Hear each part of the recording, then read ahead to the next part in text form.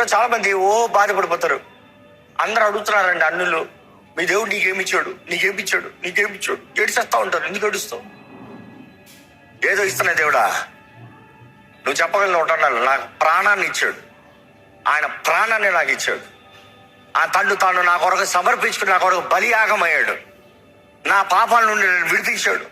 ఈ తాత్కాలికమైన లోకంలో నేను ఎంత ధనవంతున్నా, ఎంత గనున్నా, ఇది కాదు ముఖ్యము.